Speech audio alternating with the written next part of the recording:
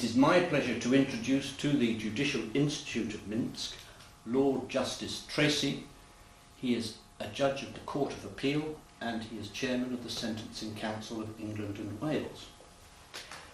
Would you kindly explain, for the benefit of an audience of Belarus judges, what the Sentencing Council is and what it does? The Sentencing Council is an independent body made up of 14 members. 8 of them are judges and 6 of them are lay members, but people who have very great experience in the criminal justice system. For example, an Oxford Professor of Criminology, the Director of Public Prosecutions, a Chief Officer of Probation Service, and others with great experience but who are not themselves judges. We provide guidelines to assist the courts in England and Wales in making their sentencing decisions. The guidelines set out the levels of sentence which are appropriate for individual offences, taking account of a very wide range of factors which influence sentence. Our judges are expected to follow those guidelines unless it would be unjust to do so. If a judge decides not to follow the guideline, he or she must give reasons for it. And there is, of course, the possibility that the defence can appeal if the sentence is too harsh, or in certain circumstances that the prosecution may appeal if the sentence is too lenient. The guidelines are prepared after very extensive research carried out by the staff of the Council. We have about 16 members of Council who provide a variety of functions.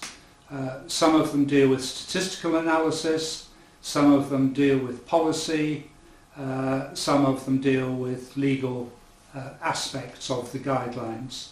They provide advice to the members of Council who make the decisions as to what the levels of sentencing should be, and after a thorough consultation process with the public and with professionals, give definitive guidelines which judges then must follow in the way I have explained. The Sentencing Council issued guidelines for the sentencing of children and young people in March 2017.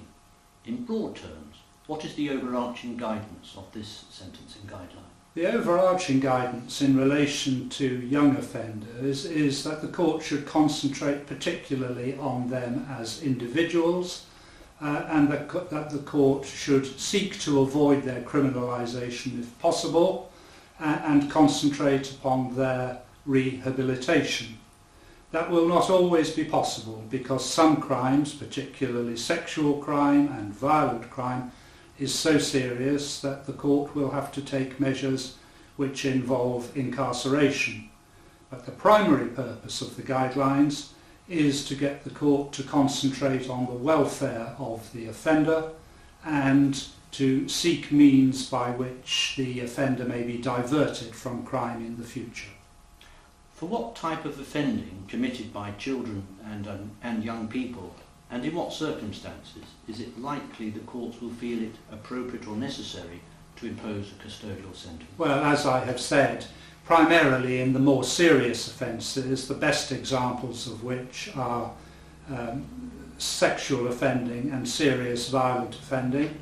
Another example might be serious robberies where weapons have been used or violence inflicted in the course of the crime. In those sorts of cases, the court will, of course, look at the individual circumstances of an offender, but it may well come to the conclusion that custody is necessary. Even where custody is necessary, the court should still have regard to the youth of the offender in fixing the appropriate sentence, and in particular incarcerating the offender for as short a time as possible. The spread of knife crime in London is widely reported, particularly among children and young people. Is there guidance on how members of those groups who unlawfully possess knives in public should be dealt with on conviction? We are working on that at present, and in the next few months expect to bring out guidance. This is a topic that is causing considerable concern in our country, and Parliament has legislated that there should be certain mandatory minimum terms of custody, even for young offenders, for certain knife offences. We will be taking account of all of that in the guideline that we will be shortly bringing out. What kind of rehabilitation measures are available in the English youth justice system? Well, the two principal rehabilitation measures are referral orders, which is the first port of call for a court where a defendant has pleaded guilty. A panel is set up consisting of 2 lay people and a qualified youth worker, and a contract is entered into with the young offender designed to rehabilitate and steer the offender away from crime, and laying down conditions that child or young person must comply with. They very often involve reparation to the victim or meeting the victim. They very often involve measures designed to increase the young offender's awareness of the consequences of his or her offending. A sterner measure is a youth rehabilitation order, which is a sentence to be served by the young offender in the community. Typically it will require supervision by a qualified youth worker, or will impose a curfew or other requirements which are a mixture of punitive and rehabilitative measures. In broad terms, how have the English and Welsh courts shifted in recent years in the way they treat children and young people? In practical terms, we are sending many fewer young people to custody than we were some years ago.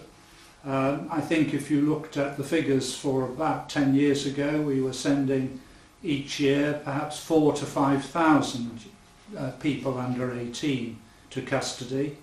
That figure is much reduced, so that as of today there are fewer than 700 young people in custody at any one time. That is a reflection, I think, of the focus of the youth justice system, which is to seek to rehabilitate and to divert from criminal activity. Is it considered that there are reasons why the sentencing approach to children and young people should be different to adults? And if so, why? The primary reason is that young people are not fully developed. They are immature. Therefore, their culpability or responsibility for what they have done is less than that of an adult, and the courts recognise that. The second thing is that they are offending whilst they are still in their formative years, and measures can be taken to change people's character or behaviour in a way which will reduce or prevent future offending. And so for those reasons there is the focus in our country, as I believe there is in many other countries, for taking this sort of approach with young people. What role do parents of juvenile offenders play in the juvenile justice system? Should they be required to be involved? Parents have a responsibility for their children, both legally and morally. As far as the courts are concerned, the youth courts may make what is known as a parenting order, which can require the parent, for example, to ensure that the child is indoors between particular hours, in effect as a sort of curfew, or to ensure that their child attends school or other educational establishment. The court also will expect, in the case of an offender under the age of 16, that the parent accompanies the child to court and can order the attendance of a parent where the child is aged between 16 and 18 if it thinks it desirable. So the courts will involve parents in those different ways. Of course, many of the young offenders who come before our courts are not in the care of our parents. They will be in the care of the local authority or living with foster parents, no doubt because of problems within their families which may themselves have contributed to crime being committed. Is rehabilitation necessarily a wise choice when imprisonment takes the juvenile away from family and social circumstances that may have led to the criminality, while rehabilitation measures may return the offender to those circumstances? Very often the family situation or the domestic situation will have contributed to the crime, and the crime may be sufficiently serious for a sentence of custody to be imposed. The risk in those circumstances where custody is imposed, and all judges are aware of it, is that with an impressionable youngster you may in fact reinforce their criminality by sending them to custody. On the other hand, by keeping them within a family which is dysfunctional and which approves of or encourages crime, again you may be reinforcing criminality. The court has to make the best judgment possible, and in certain circumstances, if the court is not going to send the young offender to custody but thinks that continued residence in the parental home is undesirable, it can make an order placing the child with foster parents. What assistance does a judge get in deciding how to sentence a child or young person? A great deal. There are very careful reports prepared for the court from youth workers, and in appropriate cases from psychologists or psychiatrists, and in addition the court will very often have reports from the school or educational establishment at which an offender has attended. It is the norm for there to be a wide range of reports available to the court, and the views expressed in those reports coming from experts are given very considerable weight. Thank you very much, my Lord. Is there anything else you would like to say to an audience of Belarus judges or prosecutors or indeed investigators? I don't think I want to add to the answers which I have given. No doubt in Belarus you have your own systems and own methods of dealing with young offenders. I've simply tried to explain as best I can the approach in our country in the hope that it will be of assistance to you. Thank you very much. Thank you very much indeed.